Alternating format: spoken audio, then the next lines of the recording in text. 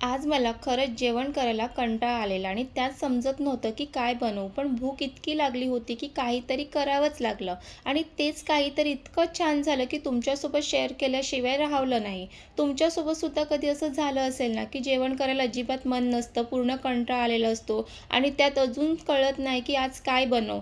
तर अशा वेळेला इतकी सोपी सोयाबीन पुलावची रेसिपी कदाचित तुम्ही कधी पाहिली नसेल. एकदा खाल्ल्यावर कंटाळा कुठे पळून जातो कळतच नाही. इतकी छान, खूपच चविष्ट आहे ही रेसिपी.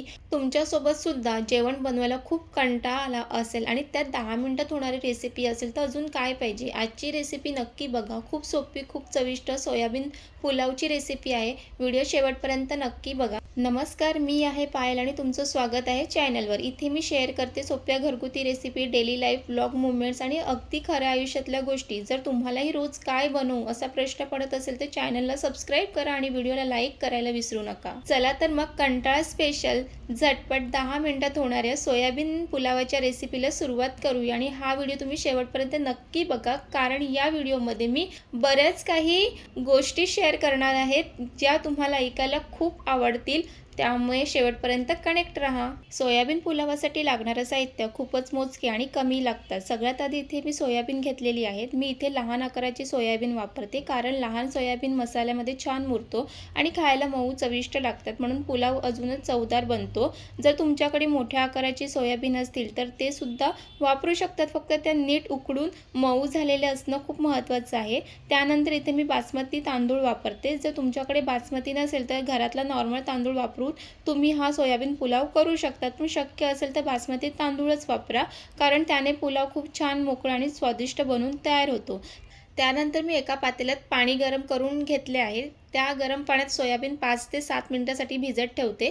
यामुळे सोयाबीन छान मऊ होतात आणि पुलावात खायला जास्त चांगले लागतात. आणि एक महत्त्वाची टिप्स की गरम पाण्यामध्ये सोयाबीन भिजत ठेवल्यामुळे सोयाबीन पटकन मऊ होतात, त्यासाठी तोही वेळ वाचतो. त्यानंतर मी बासमती तांदूळ 3-4 वेळा स्वच्छ धुवून घ्यायचं आणि मग बाकीची तयारी करेपर्यंत तांदूळ पाण्यात भिजत ठेवायचं. यामुळे तो पुलाव मऊ आणि मोकळा बनून तयार होतो. आणि आज खरंच हेवी कुकिंग करायची अजिबात एनर्जी नव्हती. अशा दिवसामध्ये मला एकच भांड्यात बनवता येणारी रेसिपी हवी असते, जी पटकन होईल आणि पोटभर जेवण देईल. म्हणून सोयाबीन पुलाव सोपी, स्वादिष्ट आणि पौष्टिक रेसिपी आहे.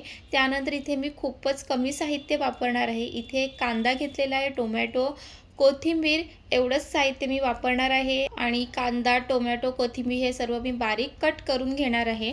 आणि तुम्ही आतापर्यंत आपल्या चॅनलला सबस्क्राईब केलं नसेल तर सबस्क्राईब करून घ्या. आणि रेसिपी व्हिडिओ आवडत असतील तर लाईक करा आणि कमेंट्स करून सांगा तुम्हाला ही रेसिपी आवडत आहे की नाही, हे सुद्धा मला सांगत चला. आणि तुम्हाला सोयाबीनच्या बऱ्याच रेसिपी पाहायच्या असतील तर आपल्या चॅनलवर आहे, तुम्ही तिथे जाऊन नक्की बघा. इथे मी फक्त टोमॅटो, कांदाच वापरलेला आहे. जर तुम्हाला ह्यामध्ये गाजर, मटार हे घालायचं असेल तुम्ही तर ह्यासोबत तेही घालू शकतात. आणि त्यानंतर इथे कोथिंबीरसुद्धा मी बारीक कापून घेणार आहे.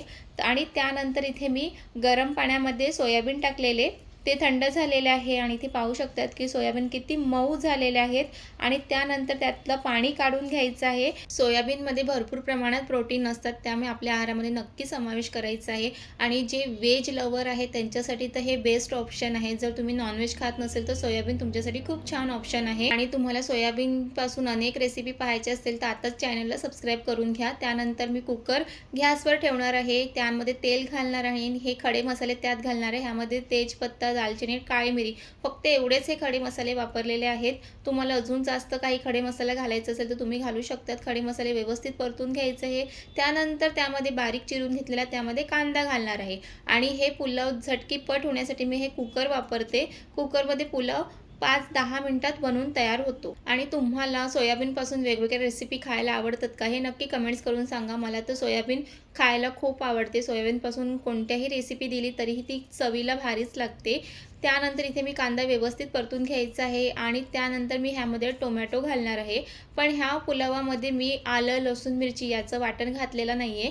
जर तुम्हाला त्याचं वाटण घालायचं असेल तर तुम्ही नक्की घालू शकतात, कारण मला खूप कंटाळा आला आहे की ते लसूण सोलून परत ते वाटण करावं आज. म्हणून मी इथे लसूण, आलं, मिरची याचं वाटण वापरलेलं नाही आहे. तरी पण हा पुलाव इतका छान बनवून तयार होतो ना, तुम्ही सुद्धा एकदा नक्की ट्राय करा अशा पद्धतीने. त्यानंतर टोमॅटोसुद्धा छान शिजवून घ्यायचं आहे. आणि कधी कधी तर वाटणाशिवाय सुद्धा काही रेसिपी ह्या ट्राय केल्याच पाहिजे. त्यानंतर त्यामध्ये चवीप्रमाणे मीठ, हळद, घरगुती मसाला, काश्मीरी मसाला आणि त्यामध्ये बिर्याणी मसाला घालणार आहे. बिर्याणी मसाला नसेल तर आपल्या घरी जो काही गरम मसाला असेल तो सुद्धा तुम्ही त्यामध्ये घालू शकतात आणि ते सर्व एकदा व्यवस्थित मिक्स करून घ्यायचं आहे. आणि तुम्हाला सुद्धा कधी-कधी असं जेवण करायला कंटाळा येतो, तेव्हा तुम्ही सुद्धा अशाच पद्धतीने एखादी स्टेप स्किप करून रेसिपी बनवतात का? हे नक्की कमेंट्स करून सांगा आणि ती रेसिपी कशी होते ते सुद्धा सांगा. आणि इथे बघा की आपल्या सर्व मसाले छान परतून झालेले आहे आणि मी लवकरच तुमच्यासोबत एक गुड न्यूज सुद्धा शेअर करणार आहे. त्यासाठी तुम्हाला चॅनलशी कनेक्ट राहायचं आहे, म्हणून तुम्ही आतापर्यंत आपल्या चॅनलला सबस्क्राईब केलं नसेल तर सबस्क्राईब करून घ्या, कारण ती गुड न्यूज तुमच्यापासून मिस नाही झाली पाहिजे. त्यानंतर त्यामध्ये सोयाबीन टाकायचे. सोयाबीन व्यवस्थित मिक्स करून घ्यायचं आहे आणि सोयाबीन आधीच गरम पाण्यामध्ये 5-7 मिनिटं ठेवल्यामुळे ते मऊ झालेले असतात, त्यामुळे पुलावामध्ये शिजायला जास्त वेळ लागत नाही. आणि मी प्रत्येक रेसिपी व्हिडिओमध्ये छोट्या-छोट्या टिप्स देत असतात, किचन टिप्स, रेसिपी टिप्स, अजून बऱ्याच काही टिप्स मी देत असते, त्यामुळे चॅनलला सबस्क्राईब करून घ्या. त्यानंतर 10 मिनिटं पाण्यात भिजवून ठेवलेले हे बासमती तांदूळ त्यामध्ये घालायचं आहे आणि ते व्यवस्थित एकदा मिक्स करून घ्यायचं आहे. आणि ही रेसिपी खरंच जेव्हा आपल्याला काहीच कळत नाही की आज काय बनवू, तर हे खूप छान ऑप्शन आहे. तुम्ही हे मुलांच्या टिफिनमध्ये किंवा घरी काही व्हेजमध्ये बनवायचं असेल तर हा ऑप्शन खूप छान आहे. झटपटही होतो आणि जास्त भांडीसुद्धा काढावी लागत नाही. एका कुकरमध्ये हा झटपट पुलाव बनवून तयार होतो. आणि तुम्ही चिकन लवर असाल आणि घरात चिकन नसेल आणि तुम्हाला चिकन पुलाव खायचा असेल तर त्या ठिकाणी तुम्ही सोयाबीन पुलाव बनवून खा. तुम्हाला चिकन पुलावसारखीच टेस्ट त्या सोयाबीन पुलावामध्ये येईल. नक्की ट्राय करून बघा. त्यानंतर ह्यामध्ये पाणी घालायचं आहे. पाणी तुम्ही जेव्हा कधी पुलाव बनवतील तेव्हा पाण्याचं प्रमाण योग्य वापरायचं आहे. जर पाण्याचं प्रमाण चुकला तर तुमचा पुलाव हा मोकळा सुटसुटीत बनून तयार होणार नाही. तर त्याप्रमाणे तुम्हाला पाणी घालायचं आहे आणि त्यामध्ये शक्यतो गरम पाणीच घाला. आणि इथे तुम्ही पाहू शकता की सर्व मिक्स करून झालेलं आहे आणि नंतर वरून भरपूर अशी कोथिंबीर घालायची आहे आणि ते सुद्धा एकदा मिक्स करून घ्यायचं आहे. आणि जर तुम्हाला ह्यामध्ये तूप घालायचं असेल तर तुम्ही तूपसुद्धा घालू शकतात, पण मी आज काय त्यामध्ये तूप घालणार नाही आहे. ह्यामध्ये लिंबूसुद्धा घालू शकतात. लिंबूमुळे सुद्धा ह्या पुलावाला छान चव येते, पण मी आज लिंबूसुद्धा वापरणार नाही आहे, कारण मी आज खूपच साधं, सिंपल, झटपट अशी ही सोयाबीन पुलावाची रेसिपी बनवून दाखवणार आहे आणि तीसुद्धा खूपच चवीला भारी लागते. तर तुम्हीसुद्धा नक्की एकदा अशा पद्धतीचं ट्राय करा. त्यानंतर कुकरचं झाकण लावून कुकरच्या 3 शिट्या काढून घेणार आहे. तुमच्या नॉर्मली भाताला किती शिट्या लागत असेल त्याप्रमाणे तुम्ही त्या शिट्या काढून घ्या.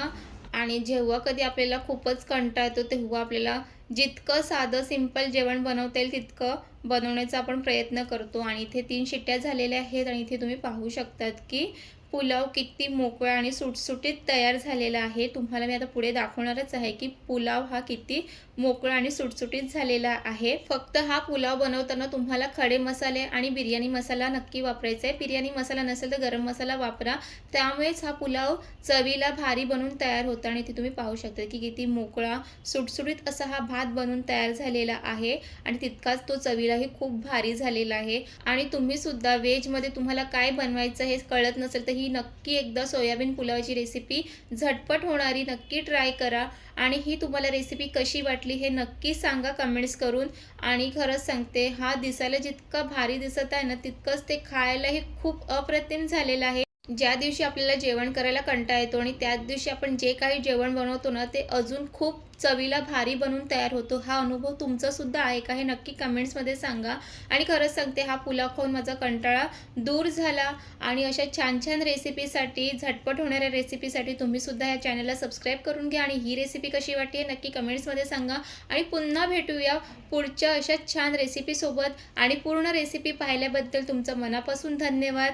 आणि भेटूया पुन्हा नेक्स्ट व्हिडिओमध्ये. Bye bye.